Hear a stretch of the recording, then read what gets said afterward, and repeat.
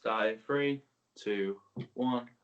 Welcome to the Sports Sesh podcast. I'm your host, Mason Shatwell, and my co-host is James Evans. And today we've got Cage Warriors bantamweight star Nathan Fletcher on. Cheers for joining us, Nathan. No worries. Nice one for having me on. I know you've got a fight coming up on the Cage Warriors trilogy. I think that's next week against Lee Mitchell. How's your preparation going for that fight? Yeah, it's been boss. Same as usual, to be honest. Been training hard. I'd like about an 8-week camp, 9-week camp up until now. Obviously, I went to Abu Dhabi for the UFC, Fight Island. So I went there to help with Molly and Fishy's preparation. And then ever since I've been back from there in July, just been training hard for this fight. So I'm fully prepared, ready to go. What do you make of Lee Mitchell as an opponent?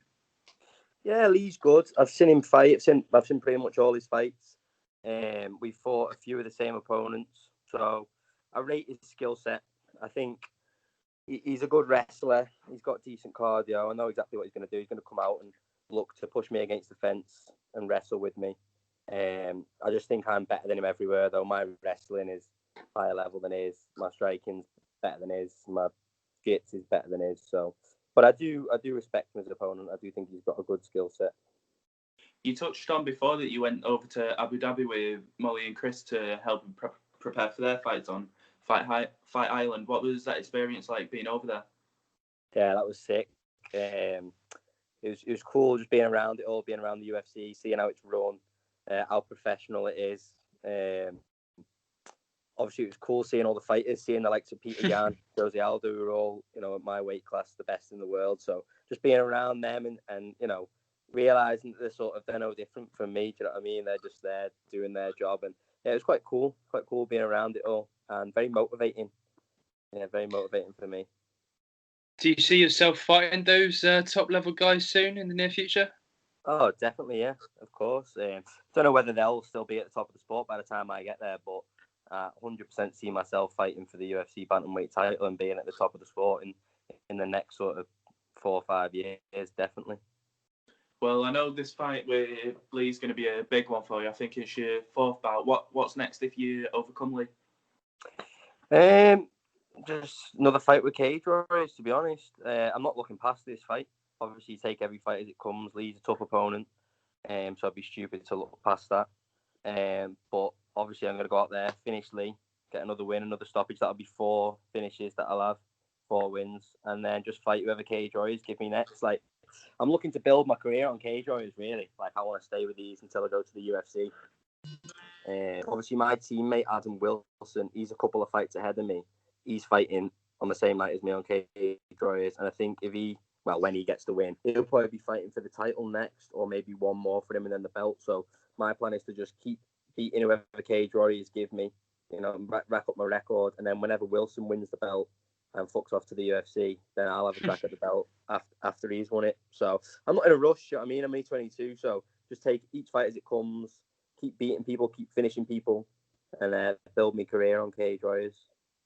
I know you train over at Next Gen in Liverpool, and there's some top level fighters, as you said. There's Adam, there's Molly, there's Chris, and there's also Paddy Pimblett. What's it like training with them people every day and learning from them? Yeah, it's unreal. Obviously, your training partners are so important. Like me training with high level people all the time, and he brings my level up. So our sparring rounds at the gym are unbelievable, and just brings me on every day training with all them, like you've said. So it's really good. You've mentioned you got a fight coming up, obviously, weekend. Should you beat your opponent, in terms of the fellow contenders at bantamweights, what sort of upcoming Cage Warriors fight will you have your eye on? I'm not really looking at anyone in particular, to be honest. Like, the thing is with Cage Warriors, they're always signing new people. Do you know what I mean? So there might be someone who comes in, in the next sort of event that looks decent at bantamweight. There's no one in particular that I've got my eye on. I'll focus fully on Lee at the minute, obviously, and getting this fight won. Who is there really? There's obviously me and Wilson, bantamweight. Cartwright's the champ. Who else is there in the division? I can't even think, really. There's Scott Malone, who Wilson just beat, but I don't know if he's still signed to Cage Warriors. That's a possible future fight. I don't really know who else there is, to be honest, in the division. So, Yeah, no one in particular, just whoever they want to give me. Do you know what I mean? I'm ready for any of them anyway, so yeah. I was watching your last fight against, I think it was Johan Segas at Cage Warriors 112 in Manchester early on in the year. How did it feel fighting in Manchester on the debut Cage Warriors show there? Yeah, that was boss. That was the first time I'd fought close to home in like 2 years, because all my last amateur fights were away in Ireland and Wales, and then my first 2 pro fights were both.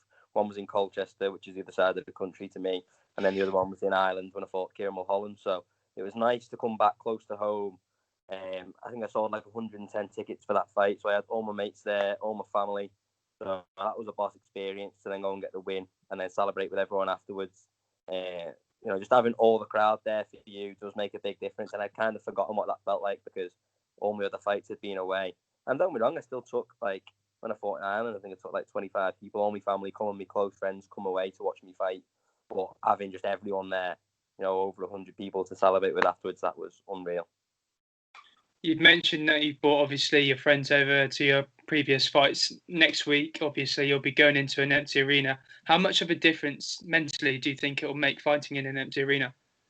I don't think anything will be different, to be honest. The only difference is going to be when I win and I go to jump on the cage to celebrate. Yeah. No one's there, and I'll probably look a bit of a dippy because I'll be sat on top of the cage shouting in an empty room. But to be honest with you, like, when you get in the cage anyway, you're just so dialed in on what what needs to be done on the job, so you don't even take into account the crowd until after the fight anyway. So if anything, it's going to benefit me because I'll be able to hear my corner better. I'll be able to hear his corner, whatever they're saying, telling him to do. I'll be able to hear that. So, but yeah, honestly, I don't think it's going to make any difference really. What got you started in MMA in the first place?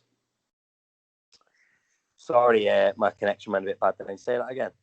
What got you started in MMA in the first place? I don't know really. It was a tough one. I was about 14 when I started training, and I can't think why really. When I was in school, I just always wanted to be able to fight. I had something in my head where I just didn't like the idea of anyone being able to beat me up in a fight. Do you know what I mean? So, a bit of a chip on my shoulder maybe. So I just thought like I wanted to do some form of fighting, and I started off originally. I went to a boxing gym for like a week or two, and then one of my mates, Key, basically came up to me in school and said, "Oh, I've just started boxing and all this." I said, "Yeah," and he did MMA at the time. Sorry, he did MMA at the time, and he said, "You want to swerve off that boxing? You want to come and do MMA? This is real fighting. Do you know what I mean? This is everything. It's not just one part of fighting."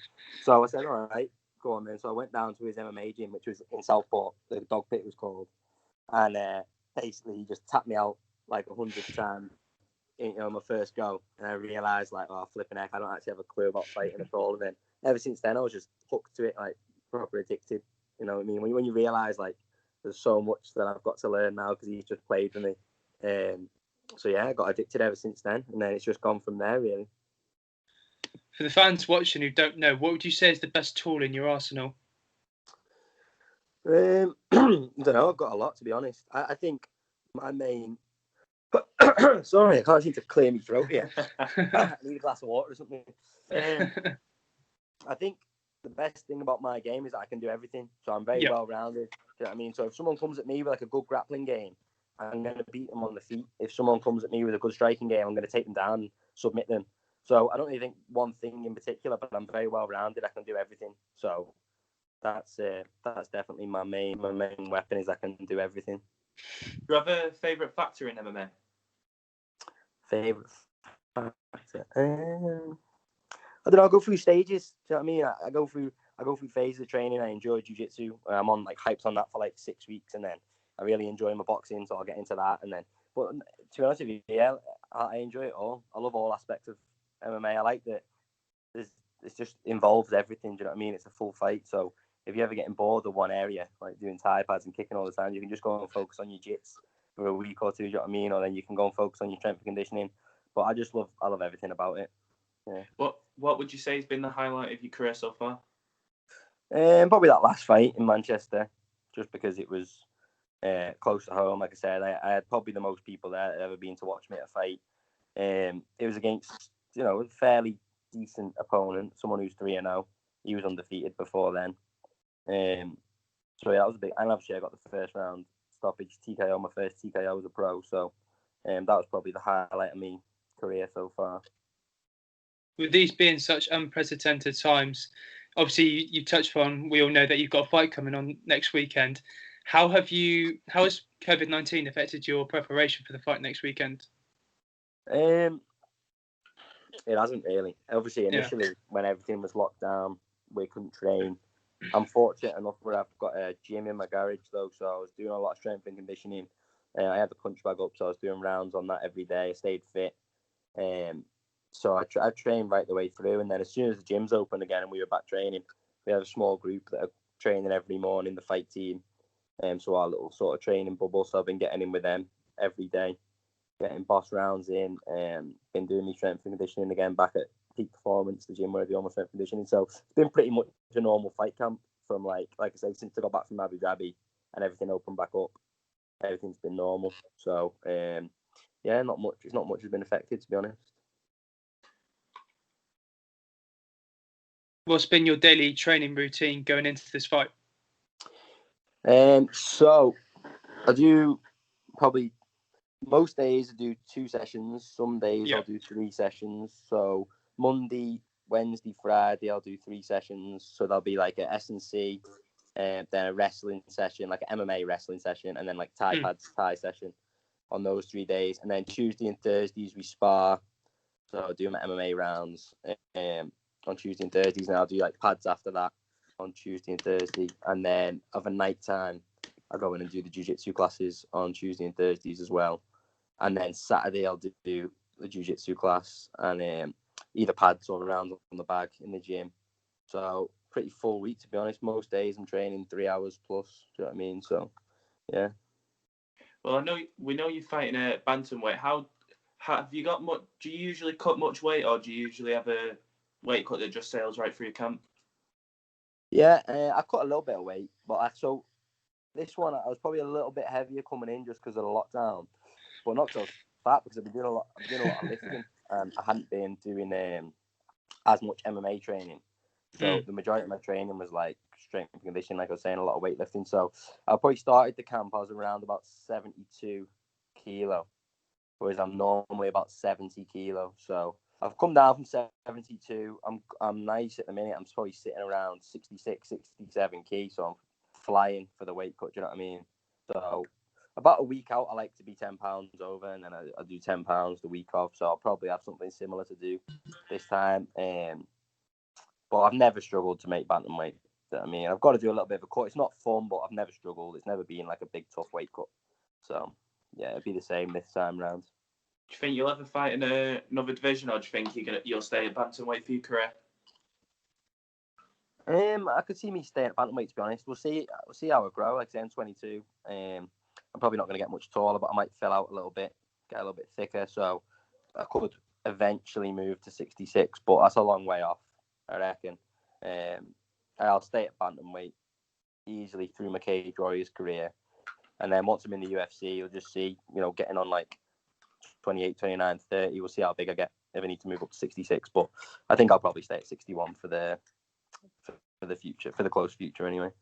Well, I know you've fought on Cage Warriors a number of times, including in your amateur career. How does it feel to fight for such a big European MMA promotion? Yeah, it's boss. I'm very lucky, to be honest. I got on Cage Warriors, I think my 3rd amateur fight. And then all my fights since then have been Cage Warriors. I did 1 Cage Warriors or 2 Cage Warriors Academy, I think. But the rest of them were on Cage Warriors numbered shows, and I was on the prelims. And then all my pro fights have been Cage Warriors. And that's just down to Next Gen having like such a good relationship with Cage Warriors. You know what I mean? All our fighters go through Cage Warriors. So I'm very fortunate that my career has gone that way, because realistically, if you want to get to the UFC and you're fighting in Europe, Cage Warriors is the route to go. Do you know what I mean? They're the feeder organisation to get you to the UFC. That's where I want to be. So I'm very fortunate that, all my career has been through Cage Warriors. But I think, obviously, I'm deserving of being there. I'm showing that I'm beating everyone that I'm fighting on Cage Warriors. I'm going to go and get another win on Friday night next week. So, but it feels really good to be on Cage Warriors, yeah. You've spoken about your time in Abu Dhabi with training with Molly and just being surrounded by like the UFC company. Have you spoken to Cage Warriors at all about their demands for you with regards to precautions leading up to fight week? Well, we've had some emails through and all that, but I'm not nothing in particular. I know when we have to get the hotel next week on. I've got to go on Tuesday because I'm fighting on the Friday, and then if you're fighting on the Thursday, you go a day earlier. If you're fighting on the Saturday, you go a day later or whatever.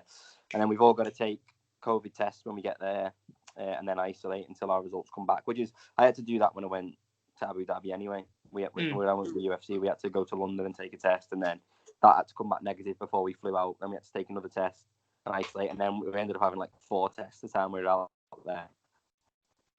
So I'll be used to all that when it comes next week. But yeah, I think obviously they're taking all the precautions to make sure it's safe for the athletes and all the staff, and that Graham got it signed off by government. I think it came out earlier this week or last week or whatever. But that's the first time an MMA event has been recognised in the UK by a government. So obviously that's a big thing for Cage Warriors and for UK MMA. So yeah, I believe they're taking all the precautions, and all the athletes and that are going to be safe. So yeah. Well, we know Next Gen have a good relationship with Cage Warriors, and Cage Warriors is like the feeding ground for the UFC, and Next Gen's got a few UFC fighters on the records. Who would you say is going to be the next fighter out of Next Gen to make it to the UFC? There's a lot coming through. I'll tell you now. Obviously, Paddy's very close to the UFC. He's probably 1 fight away.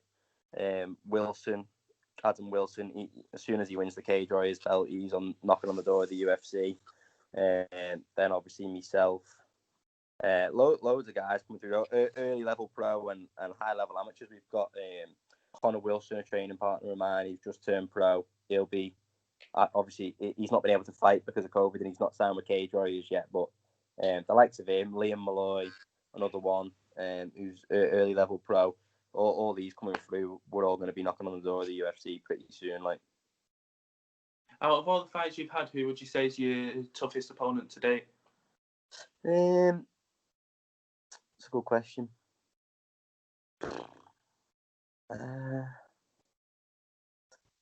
Maybe Kieran Mulholland. He was tough, but I think I made quite a few mistakes in that fight. I think that's what, like, he nearly caught me in a rear naked in the second round, but that was down to me. Well, to be fair, he capitalised on it well, but I made a mistake. What else? What are the tough fights I had? Really? I think Kieran Mulholland probably the toughest. Yeah, I think Lee will be tough. I think Lee will be a tough fight. But yeah, so far probably Mulholland. But to be honest with you, like, most of my fights have been smooth sailing. You know what I mean? Like, most of them have been first round stoppages. Think of all my fights, I've finished 7 of them out of the 9 wins I've had amateur and pro. And I just feel like I'm on a roll at the minute. We're getting stoppages. You know what I mean? I feel like I'm going to finish Lee. And then every fight I have from now on, I just feel like I'm going to get the finish. I feel like my striking's improving every camp. My jits has always been dangerous. My wrestling's getting better. Just feel like, anyone be put in there with me, I feel like I'm going to finish at the minute. So, well, I think it was only 1 loss in your career you've had so far at amateur. How did it feel, obviously losing the fight and then bouncing back and getting the wins? Yeah, so that fight I lost, I was miles ahead. It was like a 5-round amateur fight. I was 4 rounds up, like, dominating the kid, and then I basically gassed out. It's a little bit mental because I was like throwing everything at him and he was just staying in there. He was tough, to be fair to him, but it was more a conditioning issue than anything. And then he obviously finished me in the 5th round. But I made up that happened. It was probably the best thing that ever happened to me. It just got my arse in gear, made me realise, like, right, you need to work on your strength and conditioning. And that's now probably one of my biggest assets is my fitness. You know what I mean? Like, I've worked very hard on my fitness since that fight. Been doing all my fight camps at peak performance, and now my conditioning and my pace is probably one of my best things. And then obviously, to come back from that loss and then go and fight Caelan Loughran, who was one of the most highly touted amateurs in Ireland. And there's a lot of pressure, you know what I mean? And it was in the Cage Warriors Grand Prix Academy thing. So, yeah, but and it was in Ireland, obviously, and he's Irish. So, that was a lot of pressure. But I overcome that, obviously, got the win, got my confidence back. And then I went and fought Jack Eglin after him, who is also another highly touted amateur, and then finished him in the 1st round So yeah, it felt really good to bounce back, and then obviously I've been on a roll ever since then. So yeah, it feels good. Does being undefeated professionally give you an advantage going into this fight? I just think my mindset in general gives me an advantage going into this fight. Like, I don't know. Yeah, I suppose being undefeated helps because then I've got that where I know, you know what I mean. No one's beat me yet, bro. And Lee's got that one loss on his record. So yeah, I guess you could say it could give me, but that depends on what his mindset's like. Do you know what I mean? He might be thinking, "Oh fuck it, the loss means nothing." Do you know what I mean? You know what I mean? So that's on him more than on me. I know where my mind's at going into the fight. I know how confident I am. How confident I am in my abilities to go and finish him. So yeah, but that's on him.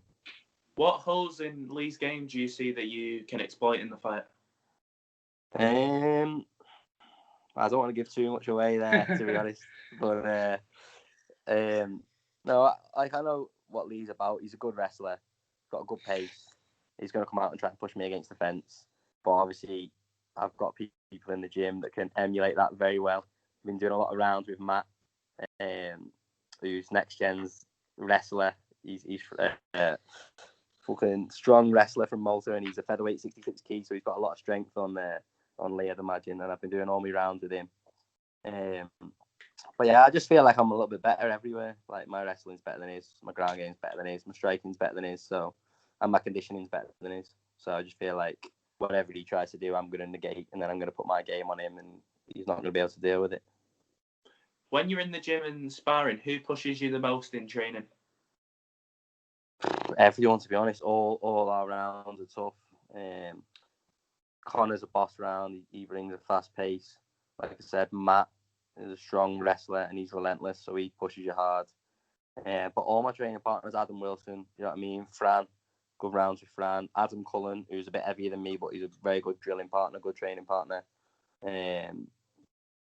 Yeah, everyone pushes each other hard. That's why the gym's doing so well, do you know what I mean? Because we all push each other on. Out of all the top fighters, you know, given the present day or in the history of all combat sports, if you could compare yourself to any of the top athletes, who do you compare yourself to? I don't know, really. I don't compare myself to any of them. Do you know what I mean? I'm different to all of them. I'm doing me. I have fighters that I look up to. Do you know what I mean? And that I like their style, and I take things from different fighters. Like I really like Alexander Volkanovski. I think his work ethic. He seems like he works really hard. He's very well rounded. I like how his style changes depending on who he's fighting. So if he's fighting a really good striker, he can take them down to the ground. If he's fighting someone with good takedown events, he'll clinch them and work from there. I really like Peter Yan as well. Obviously, the bantamweight champ. He's got a lovely style. But I don't compare myself to any of them. I'm doing my own thing. Do you know what I mean? I might take little bits from each fighter, but ultimately, I'm doing it. Yeah, it's for me. So, yeah. When you was over in Abu Dhabi, obviously the fights for Next Gen didn't go 100% to plan. Did that affect the team in any way?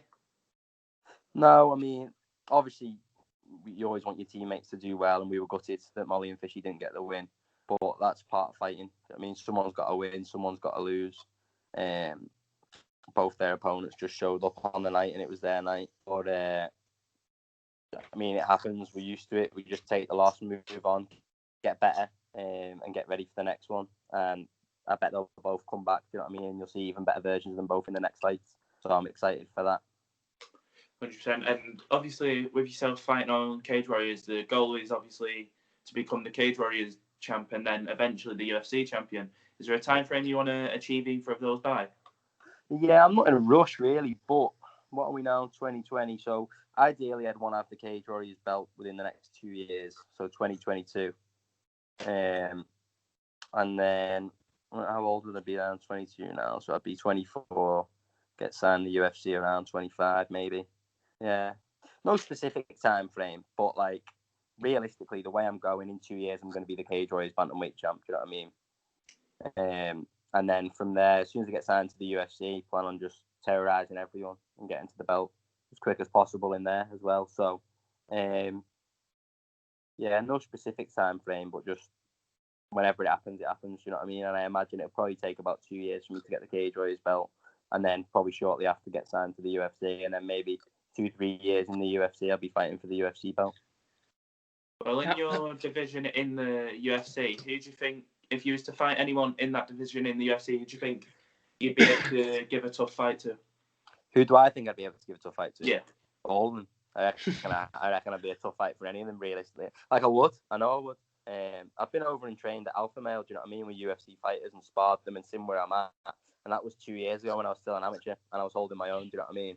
So, realistically, like, I know I'd give any UFC fighter a good fight. So, yeah. How important is the mental side of MMA? Very important. Like, that's what I've learned more in the last 2 years, I think, after we lost, is like, so much of it's mental, do you know what I mean? Like, obviously, you've got to put in the hard work, you've got to be good, you've got to have all the skills and that, but what separates the best from the average is your mindset, do you know what I mean? And like, I was always good at getting in the gym and doing the sessions and all that, but it wasn't until I took that loss and really started taking it seriously that I started working on my mindset. And now, again, that's like one of my strongest assets is my mind, and it's just absolutely bomb-proof. Anything can happen to me in a fight camp or in a fight, and it's just not going to affect me at all. Do you know what I mean? I know what I'm going to do. I'm going to go in there and win regardless of what happens. And I think that's so important, just having that mindset that nothing can stop you. Yeah, so I'd say probably like 80% of it's mental. Who would you say you've got the best relationship with over at Next Gen out of all the fighters and coaches you've got over there? Well, Adam Cullen, who's my mate who I started training with in Southport, I've known him the longest, obviously, so me and him have got a boss relationship. We've been best mates for years, do you know what I mean? But like at the gym, we're like a family. I get on well with everyone in there, do you know what I mean? I really got a close relationship with Ellis and Paul, my coaches.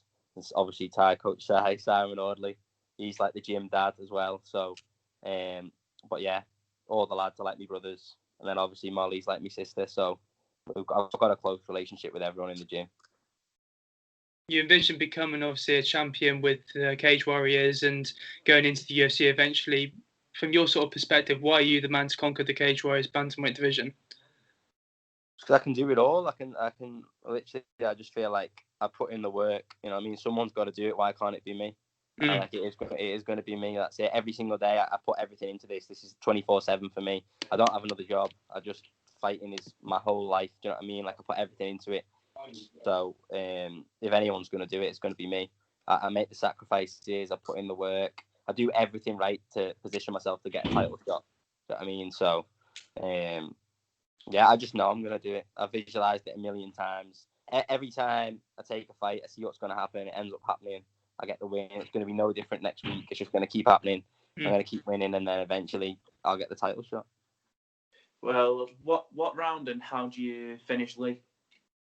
I don't know how exactly. I know I'm going to get the finish. I reckon probably maybe the second round. I feel like he's tough enough to grit it out in the first round, and then maybe I'll get him tired in the second and end up finishing him there. But I don't have a specific way. Whatever happens in the fight, whichever way it takes place, you know what I mean?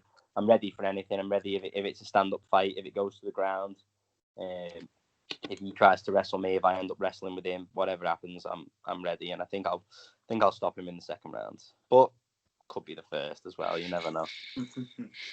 Should you win next week, obviously, how important is it from your perspective? Is it to stay active in the Cage Warriors division and sort of keep the momentum going? Yeah, I think it is important to fight quite regularly. I only had 2 fights last year, and then to be fair, I'm doing well this year because even with everything that's gone on, I fought in March, and then I'm fighting again on this one, so it's not too bad of a turnaround time, really, March to September. So if Cage Warriors do another show this year, I might get on that.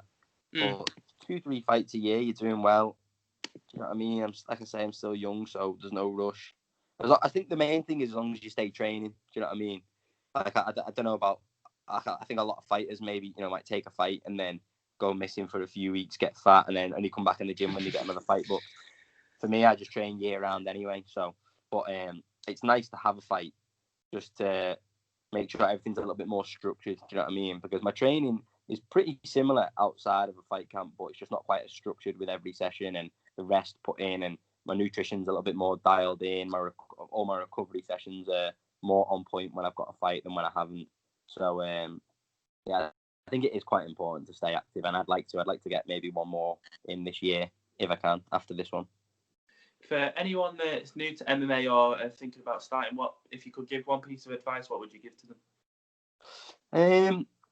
One piece of advice would be to train hard and train smart.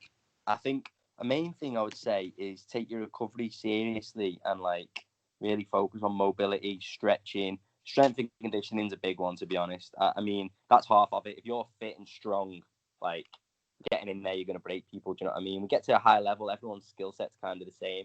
But I think you want to bomb-proof your body and just make sure you're built into a machine with a good strength and conditioning program. And then, work on your mobility, your flexibility, because it's a tough sport and it wears on your body quite a lot. So it's important that you take care of yourself and stretch a lot and really, really program that into your training, is having good recovery days and mobility routines and stuff. So, yeah, do that. Well, that was the last question I had. I don't know if you've got any more, James. I've literally got a few more, and I appreciate your time, Nathan. Obviously, I won't keep too much more of your time because I know you're busy right now, mate. Right, don't worry. Obviously, you're going to be fighting in an empty arena next week. For those watching, what can the fans expect from you come fight night? A very high pace. Very high pace, aggressive fight, starting fast, finish just as fast. Wide variety of skills, grappling, striking, everything, and a finish. Obviously, this won't happen for a while, but you, like I said, you've talked about winning Cage Warriors title, going up to UFC, succeeding in there. But once you do eventually hang up the gloves, how do you want the fans to remember you? As the best, ideally. Yeah. I mean, someone who went in there and absolutely smoked everyone. And I want everyone to say, yeah, Nathan Fletcher was the best to do it. Do you know what I mean? That's the aim of the game. If that's not what you're trying to do, why are you doing it? Do you know what I mean? Ultimately, I want to be the best ever. I want to be the best bantamweight ever. I want to go in there, smoke everyone, win the belt, and retire undefeated, ideally. I mean, obviously, you don't know what's going to happen. MMA is a crazy sport. But in an ideal world, I'd carry on finishing everyone. I'd get to the UFC, I'd finish everyone there, and I'd win the belt, and I'd make loads of money doing it. That would be ideal. And then everyone would say, yeah, he was the best. So that's what I want people to remember me as, the best. Just one final thing for me. It's not a question. I just want to wish you all the best coming into your fight with Lee Mitchell next week. And I appreciate your time, mate, because I know you're busy right now. So thank you ever so much, mate. No, of course. Thank you very much for having me on, guys. I appreciate it. Thanks again, Nathan. Good luck, mate. Take care. Nice one, boys. See you later. See you in a bit, mate. Bye-bye. Cheers, bye.